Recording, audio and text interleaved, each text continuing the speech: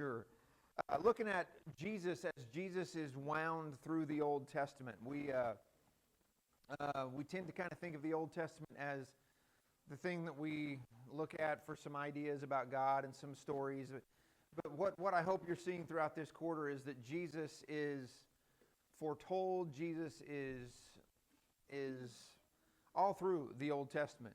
The scene we're going to look at this morning is a little peculiar, just to be real honest. We're going to begin in Numbers chapter 21, if you want to turn over there.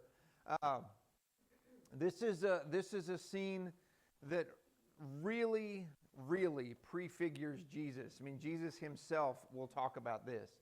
But this is one, and another thing I hope you're seeing through this quarter is these lessons show us that trusting God, trusting God's plan, being willing to follow God no matter what the situation is, that's how God has always been. God's an exact God. God is a God that says, here's what I want, so please go do that. And we'll see that this morning. We're going to look at, like I said, Numbers chapter 21. We're going to start in verse 4. Numbers 21, verses 4 through 9. And then we'll kind of talk about this for a while this morning. Number 21, 4 through 9. Then they set out from Mount Hor by way of the Red Sea to bypass the land of Edom, but the people became impatient because of the journey. The people spoke against God and Moses. Why have you led us up from Egypt to die in the wilderness? There's no bread or water, and we detest this wretched food. Then the Lord sent poisonous snakes among the people, and they bit them so that many Israelites died. The people then came to Moses and said, we have sinned by speaking against the Lord and against you. Intercede with the Lord so that he will take the snakes away from us. And Moses interceded for the people. Then the Lord said to Moses, make a snake image and mount it on a pole. When anyone who is bitten looks at it, he will recover. So Moses made a bronze snake and mounted it on a pole. Whenever someone was bitten and he looked at the bronze snake, he recovered. Okay, so as we look at this, let me ask you before we get into this a whole lot. People of Israel call this we see in these verses, they're describing something as wretched food. Or your translation may say worthless food. What are they talking about? Manna from heaven. How many times do we find ourselves, and this is just kind of where I want you to think for a minute, this is something God has given them specifically. I mean, we'll talk about this in more detail in a minute, but what are the things that God gives us that we kind of look at as worthless food? What are some of the things that, I mean, in our culture today, the teacher erased the board before I finished copying, so my life is over. I tried to spread cold butter on my toast and my bread ripped. My day's ruined. Someone on the internet disagrees with me. I'm so tired of eating all the restaurants near work. Isn't that us? I mean, there's all the things that are so, the things that we take so much for granted. And as we look at what Israel does here, they're looking at something that is a gift straight from God as worthless, as wretched food. You think about, I mean, maybe the Wi-Fi is slow at the hotel you're staying at, you know, that has a king-size bed and your own room or whatever. Maybe it is that, you know, traffic is a little bit slow as you're on your way to work to make the money that pays for everything that you have in your life. Maybe, like me, maybe the day ruiner is your team loses, or the ref makes a bad call in your game and that just ruins everything. You think about, maybe it is, to make kind of a connection here, what are some of the things that drive you nuts when you're trying to travel? The diesels going in the lane they shouldn't be. The big giant trucks traveling in the wrong lane, slowing you down. Those big giant trucks that are taking everything we use and need everywhere we go. Yeah, the stupid free breakfast buffet. The eggs are weird, and they didn't have those little cinnamon rolls I like. I hate this place. Kids are gripey. You know, we have to drive an extra 30 minutes before we get to a bathroom for the kids again. Traveling like that, you get those gripey moments, and you don't think about the fact that I'm traveling all across the country freely, going to places that are beautiful or enjoyable. Maybe the flight's a little bit delayed. I'm about to get on this giant tube that flies and takes me halfway across the world in a couple hours. Well, the Israelites are traveling, to further the poor analogy. They're on a road trip. But this is no ordinary road trip. This is 40 years these people have been roaming around in the wilderness. And, I mean, to kind of try and empathize with these people, this has tested their patience. I mean, 40 years. They were supposed to leave Egypt and go right into the promised land, but we know the situation. We'll talk about that in a minute, too. A guy named Adrian Rogers that was a Baptist preacher in Memphis for a long time. This is a great quote from him. He said, "Faith is not believing in spite of evidence, but obeying in spite of the consequences." And Israel's in a moment where they're pushed, in their minds, they're pushed to the point where they're willing to sin. They're willing to say, God's turned his back on, or whatever. You know, they're to the point where they're ready to reject God. And they're pushing the envelope, and they're not even pushing the envelope. They cross the line of being frustrated to the point of sin. So how about with us? How about when just life bites us? Maybe it's just the pressures of work. Maybe it's the pressures of home life. It's the pressures of mounting debt or whatever it may be. Those things that when we look at them, what we should realize is these are gifts that God gives us. Maybe we mismanage them sometimes. Maybe we don't look at them the right way. But whatever it is, maybe it's just doubt. When that sinks into us, do we get so close, or do we get as close as they did to sin? Do we ever cross that line? In the wilderness, Israel literally, as we've seen, they were literally bitten. I mean, that was the consequence for their sin. But their cure was a complete gift from God. And like I said, we'll talk about this in more detail. But their cure was one look. Go get to where you can see this thing and look. And they were going to be cured. So we're going to look for a little bit this morning about this thing that I said, to me it's kind of a bizarre. This is one of those things in the Bible that you probably heard this 100 times in your life. But when you really start reading it, you start going, what in the world? What just happened right here? But so let's get some background on this for a little bit. You tell me, what's the situation with the people? We kind of talked about it a little bit, but what's going on with the people here?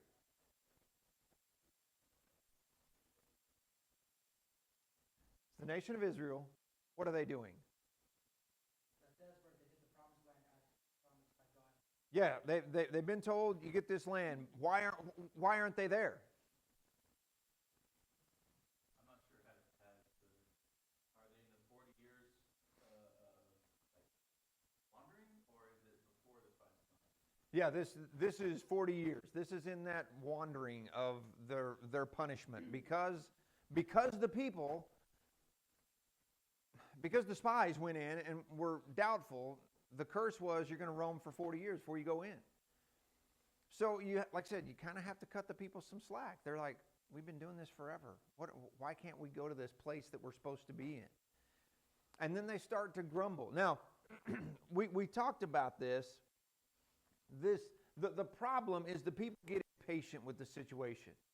Now, I mean, again, these people aren't, this isn't a hike to Table Rock or whatever. I mean, this is 40 years they've been roaming around waiting to get to where they're supposed to be. So the people are impatient. They don't see the end of this, apparently. And they have eaten the same thing a lot. put them into two categories. Ones that were over 40, whatever the limit was, that were going to die anyway. They're saying, let's just get this over with. Yeah. And you got the other people saying, why are we wandering around for these guys to stay? Yeah. And not, God just gets us past that. Oh yeah, you've got to imagine there's some even tension among themselves. What we're doing this because you old people. Let's just get this over with. So in their weariness, in their whatever, their frustration, they speak out against God and they speak out against Moses. So what does this mean? What does this tell us? Well, number one, it tells us that they doubted God's plan. They're to the point where they're like, this is never going to happen. Apparently we've been duped in all of this. We're just going to roam around here till we all die or whatever. So they're showing some doubt. But then, and this is the part that to me this is really staggering to me.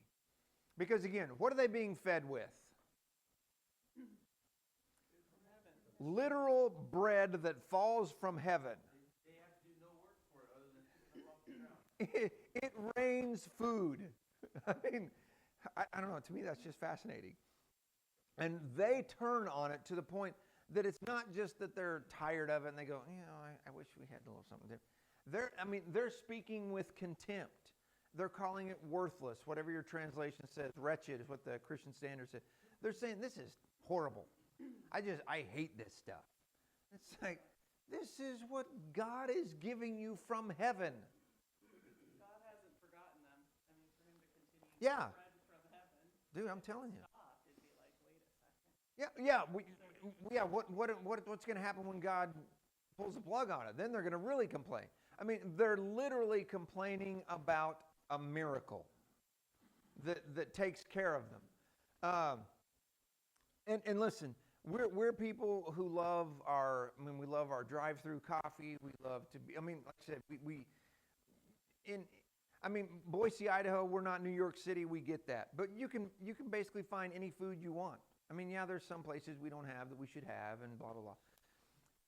But we're so used to having the things that we want when we want them. We're a microwave culture. I want my meal heated up. I don't want to have to turn the oven on. I'm going to use a microwave. I want it right now. What this amount, and I know I'm the same way. I'm so used to the Keurig that when I make coffee here in my office, and I make coffee in my office because I don't want to share with everybody.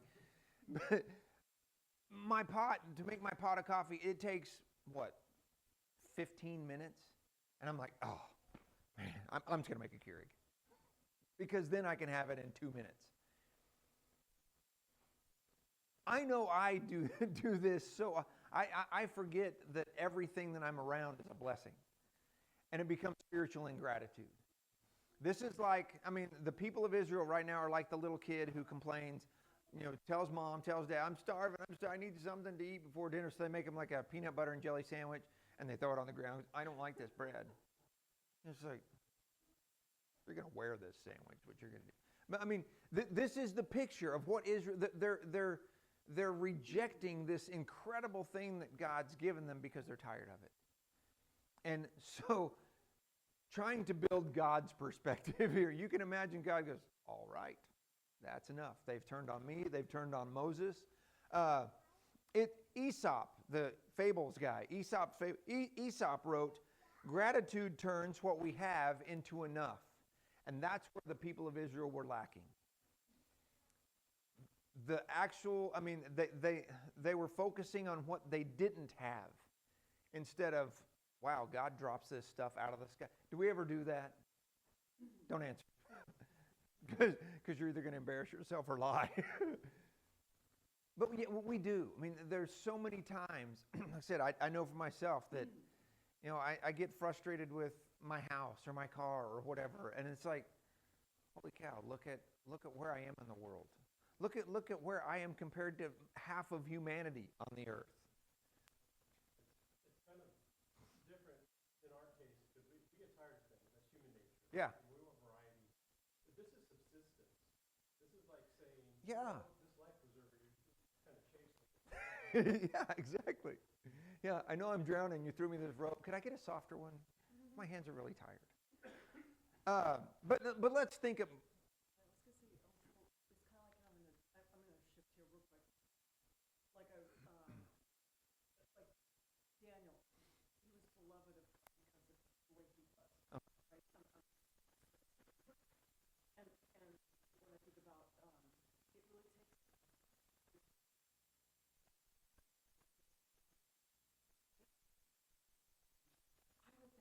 think I would never would have been. I would have been that one to say thank you. Exactly. 9, and I don't think of myself like that. Yeah. Same thing. How could they not be? And What- I know it's like that, but I understand. Yeah, what Linda's saying is like you think of the 10 lepers. That we all want to think that I'm that guy that's going to go back and say thank you. But how often are we not? You know, and the we're in the 9 who roam away and just go, all right, I'm on with my life. You know, and like I said, that I don't think we do that intentionally. But let me ask you this. Let me throw this out for you to answer.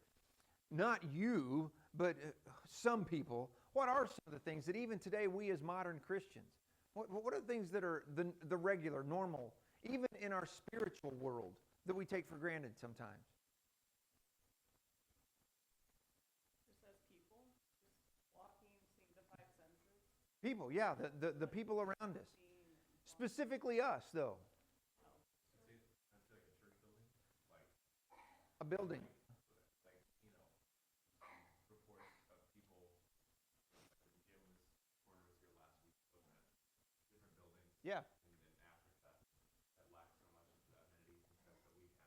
Oh, yeah. But we're so used to this building and buildings like this, and I think it's just kind of things we don't like, whether it's decoration or what. I mean, just Yeah. like silly stuff that has no impact on our. Absolutely. Even our facilities. Judy, what would you say? Yeah. Yeah.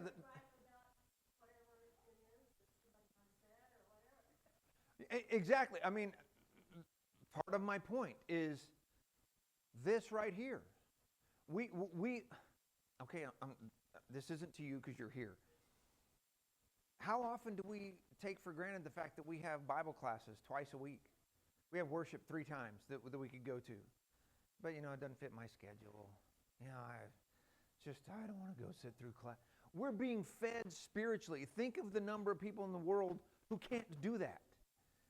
Our assembly times. There are people, I mean, we get, I don't know if we have, I haven't seen it in a long time, but we used to get Facebook messages from some people up in northern Idaho all the time watching our live stream saying, we'd love to be there. We'd love to be able to be with you. There's 3 of us that meet together. That's our church.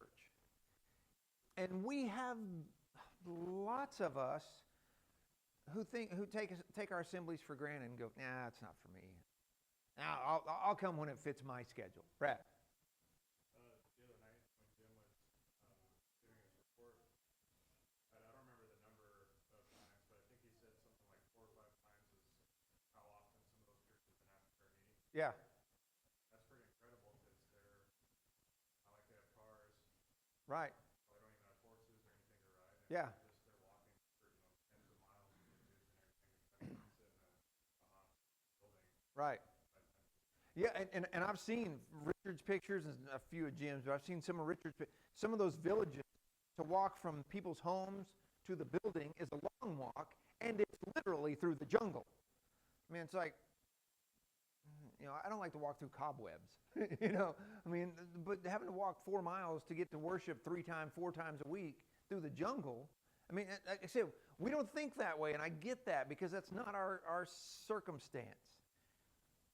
But how often do we look at the things that we do have as that wretched food?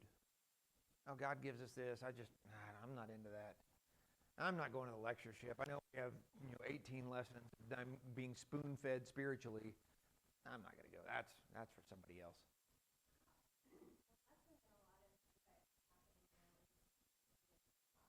Right.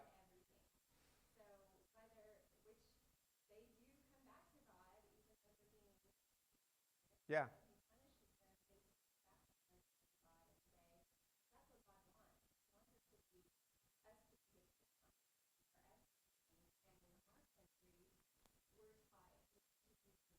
Right.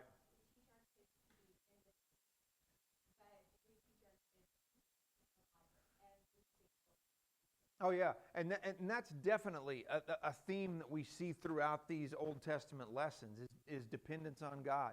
Yes, I mean, certainly our culture is the bootstraps culture, but so often through this is just trust God. Just be willing to lean on God. Not touching on some things is that I think at some level it's like you don't want to say it's okay to do this. It's at least understandable to have problems with things Yeah.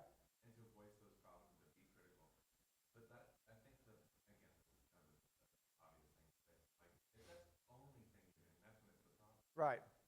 If you point out things you feel critically about, okay, fine, but you also have to acknowledge the blessing. Like, Yeah. I think that's obviously where the problem is. The Israelites were not, if they had a problem with the bread, okay, fine, but like they weren't, you know what I'm saying? Yeah. They look at both sides. Well, yeah, because this has, it seems as though it's turned into a movement. I'm sure there have been people throughout this time who have just gone, this man is a little bland, but okay, whatever. But this is the people speak against I mean, this is more than just some whiny people. This is a lot of people saying we're done with this stuff. So what's the consequence? Well, the consequence is God sends these serpents. This is interesting. I'm not going to go into this a whole lot just because it's kind of a rabbit hole. I think it's wildly interesting.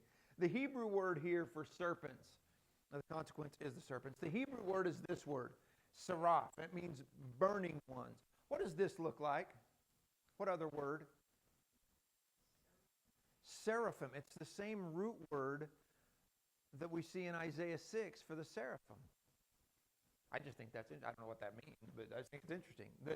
But this obviously is snakes, but they're apparently the same. It's the something sent from God that is a burning thing. So these snakes bite these people, and as apparently it's a horrible situation. I mean, when is it ever not a horrible situation if you're bit by a snake? But this is the penalty. And this is what God determines fits their sin, that they're going to be bitten by these snakes, and the people start to die. Now, we may look at that and go, okay, wow, that's a lot, that people complained about food and now you're killing them. But again, let's think about what they're complaining about. They're complaining about this guy that God sent to them to take them out of 400 years of slavery, has gotten them safely away from the greatest army in the world of their day, fed them with this food that they're now rejecting, to the point that they're angry at God. And God's like, he's enough of this. So the serpents come, but we get to verse 7, and what do the people say in verse 7?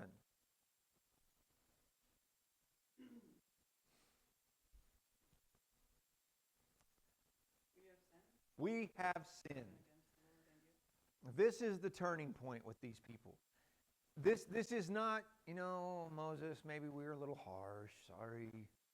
This isn't, okay, all right, I'll eat the manna. This is, we've sinned. We messed this up. This is totally, so this is the people acknowledging where they are. They're getting the consequence. I mean, you're going to, but this is where their rebellion, their ingratitude, this is leading to their literal death. So let's look at what happens here. Now, again, this is kind of like Noah and the ark. What was Noah's family saved from?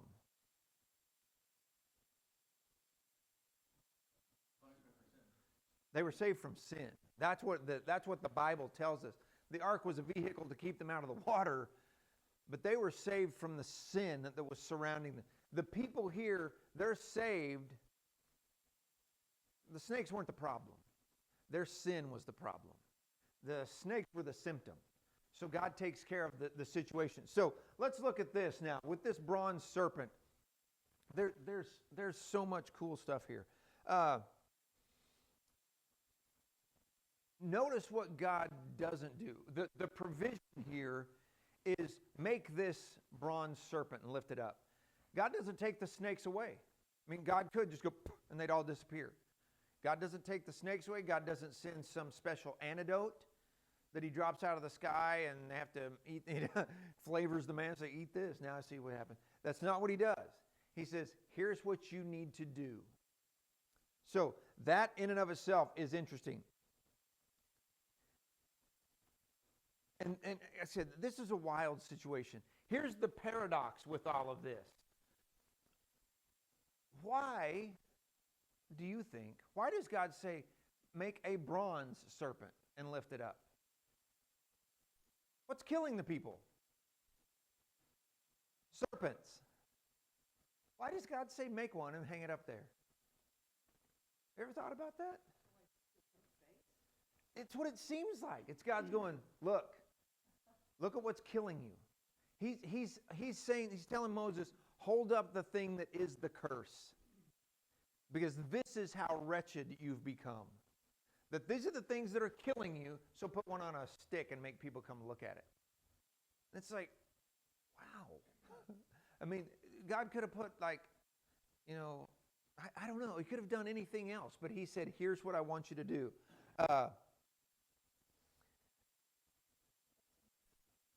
What's that? Well, what he's saying here is the thing that's killing you, I'm putting it up there, and in a way, he's saying, I'm putting judgment on that snake, and it is now rendered harmless once you come look at it. And you're fine. Remember that. So here's the principle behind all this. This wasn't some sort of magic trick. This wasn't some sort of... This is God saying, I am going to provide the way for you to get out of this problem. It's going to be different. It's not what you might expect. It's not like God could have just went, okay, you're fine, and everybody's fine. That's not what he does. He puts something on them. Now, okay, well, let's stop right there. Okay, you jumped there already, so let's just go there. But let's think about this first. What God is saying is you need to obey this thing that I'm doing. God doesn't take the snakes away. God says, I'm going to show you how to get out of this problem. How many times have you prayed? I'll just say I know I've prayed, God, take this problem away. God, I'm in this thing, I'm in this problem, I'm having this issue, whatever. Make this go away. And God says, no, I'm going to see you through it. Especially, God would say, when you've created the situation yourself, I'm going to help you get through this. And that's what God does. He doesn't say, I'm taking the problem away. Because the problem is their sinful nature. Their problem is their sinful attitude. But God says, I'm going to give you a way out that you don't deserve, but I'm going to do it anyway. So, all right, turn over to John 3, because this is where this all ties together. And you've seen this coming, I'm sure. But John chapter 3, could somebody read verses 14 and 15 for me, please? Not to 16, but just 14 and 15.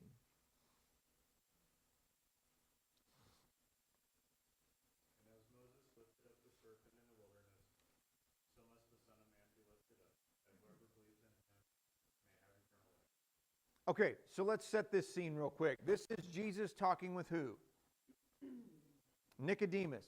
This is the Pharisee. He comes to Jesus at night and wants to know, who are you? What's this deal? You're a great teacher. What's this whole situation? Jesus talks about being born again. He doesn't grasp that at all.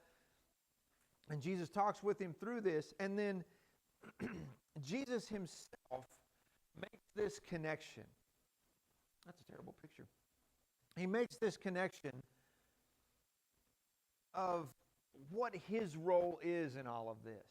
And he tells Nicodemus that he needs to be lifted up. What does he mean there?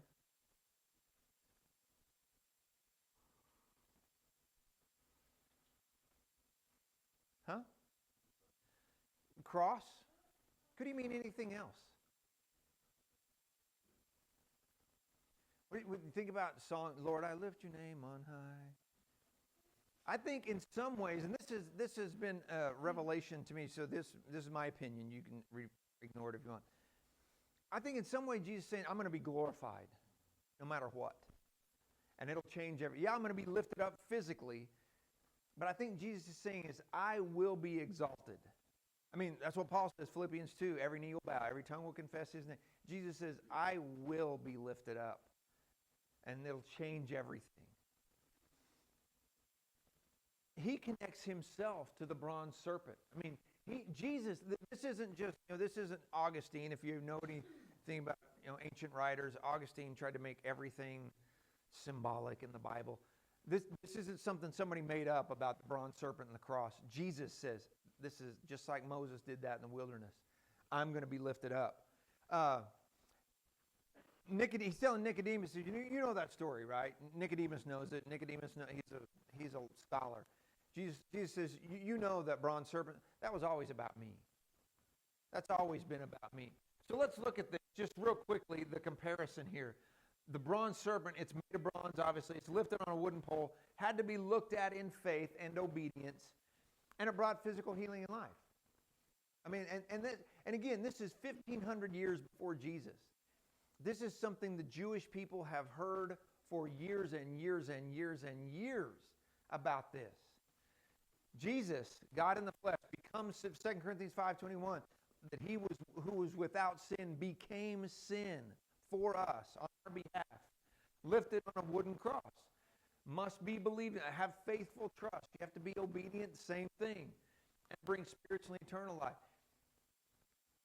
I don't know if Nicodemus right then went, oh, okay, I get it. After the crucifixion, hopefully he did. After that, hopefully he went, that's what he was talking about. He is the exact representation of what happened there. And here's where this all is. Here's our challenge. We got to wrap this up. That's too simple, right? I mean, I just got to go look at a snake and I'm okay. Okay, you drop manna from heaven. How about drop little vials of the antidote? Or I start to glow and this poison comes out of my body. Whatever.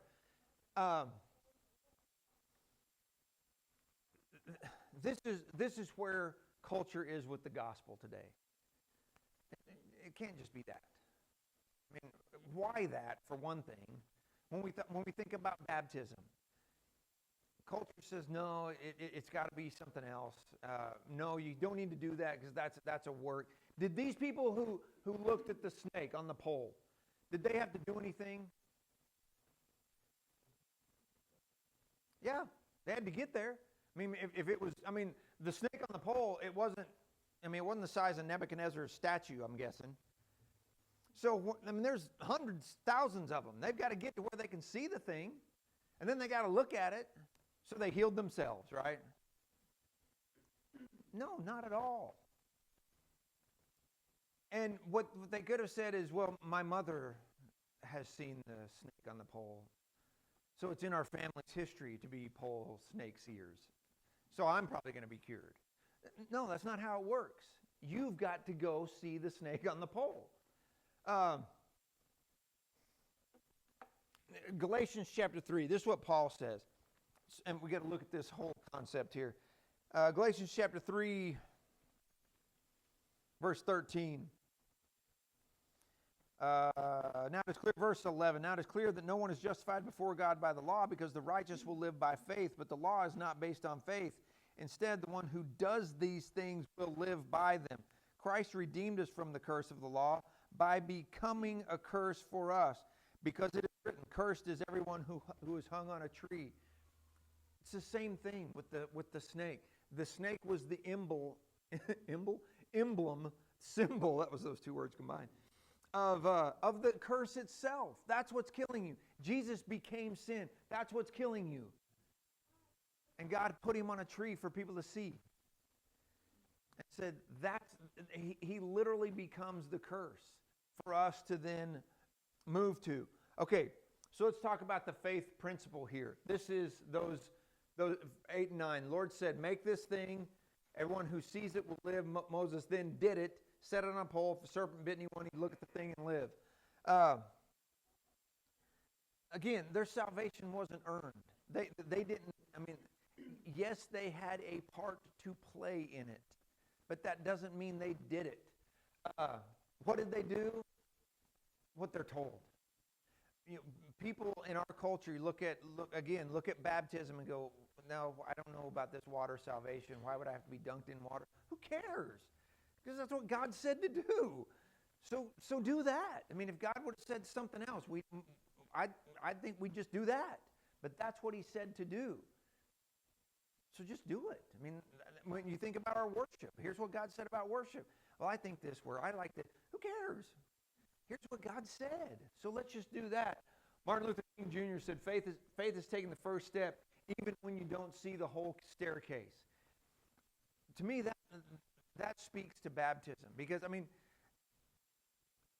until you really explain the whole death, burial, and resurrection, people look at baptism and go, what is that? I get dunked in water? How's that get me to heaven? Sometimes you don't see the whole staircase. You take the first step toward it. And you go, okay, this is God's plan. I'll figure it out because God's going to figure it out for me. And here's your Hebrews 8:1. You know, Hebrews 8:1, Hebrews chapter 7 is talking about Melchizedek and all the different stuff there. Hebrews chapter 8, verse 1, the writer says, now this is the main point of what we've been saying. That's the most clear thing to study in any book of the Bible. But here's the main point of what we've been saying. God provides the cure. The people just have to obey. And it becomes one of those things that sometimes we want to do things our own. You think of Naaman. What is it? Naaman is in 2 Kings 5. He has leprosy. He's told to go dip in the Jordan River. He's like, what? I mean, and he's actually told, he doesn't even get the prophet to come tell him. He gets told by a messenger to go dip in the Jordan 7 times. He's like, really? Could we not have some sort of cool thing happen? And the Jordan River's nasty. I don't want to go dip in that thing. Sometimes we want the cure that we want. Sometimes we want the cure that we know everybody else talks about. And the thing is, God says, I made it pretty simple. But God says, don't make it so simple that you eliminate the step that I made. Don't oversimplify it. But it's very simple. Just do what I tell you to do. Okay. What we can't be, and we have to convince our culture, we have to remind ourselves, we can't be like the patient with the fatal disease that is told, all you got to do is take this medicine, it'll cure you. When you think, well, no, I've heard there's a surgery I'm supposed to do. Your doctor says, no, look here in the manual, it says this combination of drugs will take it. Well, no, my friend had the surgery that fixed it. And my grandma had the surgery. And that it didn't fix it because that's where we are culturally with a lot of what God tells us. I see what it says in the Bible, but my somebody did this and this. That's not the cure. The cure is what God tells us to do. Tim Keller, a guy that he passed away a year or so ago, really smart guy. I don't agree with a lot of what he says, but this is great. The gospel's not good advice, it's good news. It's the game changer, which means we don't get to pick and choose what we like about it, about anything of God's plan. These people could not just say, I don't feel really good because of the snake bite, so my dad's going to go look at the snake for me. That's not how it worked. You had to get there. You had to look at it yourself. Faith is needed in everything about our spiritual lives, and it's just trusting God. And that's really the simple message that we need to have for people. But looking is more than just seeing. I mean, you have to assume too that part of this whole deal was these people had to acknowledge the fact that they were sick. I mean, they had to get to where the thing was to see. And they had to submit to God's authority in all this. I mean, you think about Saul of Tarsus telling his own story. He talks about the fact that when he's on the road to Damascus, who does he see? He sees Jesus. But in telling his own story in Acts chapter 22:16, he says that, and Ananias goes, what are you waiting for? I mean, what's holding you up? Go be baptized, wash away your sins, calling on the name. He still had to submit to the authority, and he's already seen Jesus. So the idea of submitting to authority is all through this. Looking at Jesus is obedience. That's what it amounts to. Okay, so we have to acknowledge that the bite of sin is real. Romans 3:23, we've all been bitten. And God's provision for it is enough. This is what we have to share with everybody around us. that yes, God had a plan. It's simple, but it's enough. And faith has to respond to it. And that goes in every aspect. If like I said, if it's our assemblies, our Bible class, I want to grow spiritually, I just don't know how. Trust that God says, go meet with those people who are all trying to do the same thing. That'll help you. That'll help you as you grow. God says, look and live. For us, he says, repent and be baptized. For us, he says, do things my way. Any thoughts?